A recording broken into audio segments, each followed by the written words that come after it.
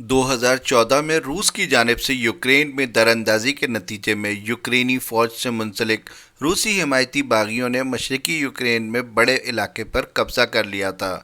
تنازع کے خاتمے کے لیے منسق امن معاہدہ قائم کیا گیا، لیکن تنازع جاری رہا اور اب روسی صدر پوتن نے مشرقی یوکرین میں باغیوں کے زیر قبضہ دو خطوں کو بطور آزاد علاقہ تسلیم کرنے کے بعد وہاں 2 لاکھ فوج پر مشتمل روسی دستے بھیجنے کا حکم دیا۔ وہاں روس فوجی اڈے قائم کر سکتا ہے۔ ابتدائی مرحلے میں کئی یوکرینی علاقوں میں دھماکوں اور ہلاکتوں کی اطلاعات ہیں۔ لوہانسک اور ڈونیسک کو آزاد ریاست تسلیم کرنے کا اعلان بھی کر چکے ہیں۔ ڈونباس خطے میں فوجی آپریشن شروع کرنے کے اعلان کے بعد یوکرین کے صدر نے ملک میں مارشل لا نافذ کر دیا۔ روس بازد ہے کہ وہ یوکرین کو 30 ممالک کے دفاعی اتحاد نیٹو میں شامل ہونے کی اجازت نہیں دے گا۔ روس اور یوکرین کے مضبوط مراسم 2014 میں روس کے حملے کے بعد متاثر ہوئے، جب یوکرین میں روس نواز صدر کو اقتدار سے الگ کیا گیا۔ اب تک یہ تنازع 14,000 سے زائد افراد کی جان لے چکا ہے۔ قیاس آرائیاں جاری ہیں کہ روسی افواج جنگ کا دائرہ وسیع کر کے یوکرینی حکومت کا تختہ الٹنے کے علاوہ نو فلائی زون یا یوکرینی بندرگاہ کو بند کر دے گا، جبکہ دوسری جانب روس کی طرف سے جوہری ہتھیاروں کی پڑوسی ملک بیلاروس منتقلی یا بینکس اور یوکرینی دفاعی شعبوں پر سائبر حملے بھی شامل ہیں۔ روس یہ بھی چاہتا ہے کہ نیٹو مشرقی یورپ میں فوجی سرگرمیاں ترک کر کے 1997 سے پہلے کی سرحدوں پر واپس آ جائے۔ اسٹیکول نے اپنی کتاب گوسٹ وارز میں لکھا ہے، اپریل 1965 میں پاکستان کے صدر ایوب خان نے روس کا دورہ کیا۔ یہ وہ وقت تھا جب امریکہ اور پاکستان کے درمیان تعلقات خراب ہو رہے تھے۔ انڈو پاک کے درمیان 1965 کی جنگ میں روس نے ثالث کا کردار ادا کیا اور معاہدہ تاشکنت طے پایا۔ دونوں ملکوں میں تعلقات بہتر ہوئے، مگر روس نے کھل کر انڈیا کا ساتھ دیا تو پاکستان کے تعلقات ایک بار پھر ختم ہو گئے۔ اس دوران انڈیا اور سوویت یونین کے درمیان 20 سالہ دوستانہ معاہدہ بھی طے پایا اور دفاعی سازوسامان کی خریداری بھی کئی گنا بڑھی۔ 1972 میں ذوالفقار علی بھٹو پاکستان کے پہلے وزیر اعظم تھے جنہوں نے سوویت یونین کا دورہ کیا۔ انڈیا اور سوویت کی قربتیں بڑھیں تو پاکستان اور امریکہ بھی قریب ہوئے۔ 1989 میں سوویت افواج افغانستان میں داخل ہوئیں تو اس جنگ میں پاکستان کا کردار بھی اہمیت کا حامل رہا۔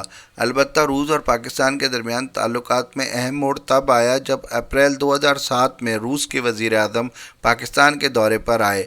یہ کسی بھی روسی وزیر اعظم کا پاکستان کا پہلا دورہ تھا۔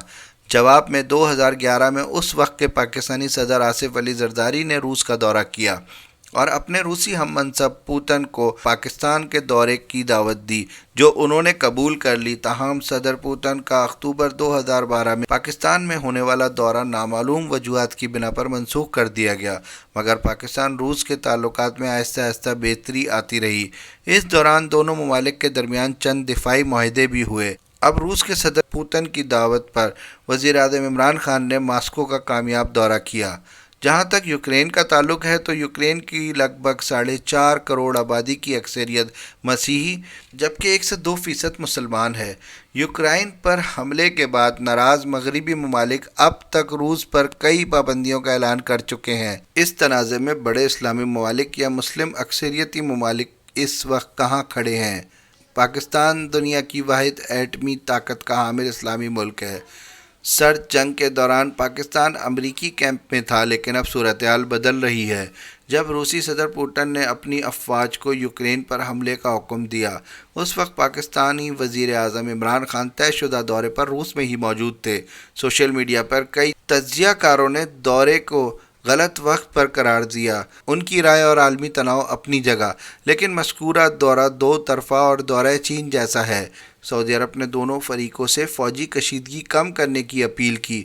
ترکی آئینی طور پر اسلامی ملک نہیں، لیکن اس کی آبادی کی اکثریت مسلمان ہے۔ نیٹو رکن ہونے کے ناطے ترکی یوکرین پر روسی حملے کی تائید نہیں کر سکتا، لیکن ترکی کے صدر طیب اردوغان جب امریکہ سے ناراض ہوتے ہیں تو وہ پوتن کے پاس ہی جاتے ہیں۔ ایران کے امریکہ کے ساتھ تعلقات 1989 کے اسلامی انقلاب کے بعد سے خراب ہیں، مگر دوسری جانب ایران کے روس سے تعلقات اچھے ہیں۔ ایرانی وزارت خارجہ کے مطابق ایران ہر طرف سے صبر کی توقع رکھتا ہے، گو کہ جنگوں سے قومیں بنتی نہیں اجڑتی ہیں۔ دیکھتے ہیں کہ جنگ مزید کتنے روز جاری رہتی ہے اور جنگ کے بعد روس اور یوکرائن کی سر جنگ برقرار رہتی ہے یا اس میں کوئی نئی صورتحال سامنے آتی ہے۔ ویڈیو کے بارے میں اپنی رائے کا اظہار کمنٹس میں کریں۔ شکریہ۔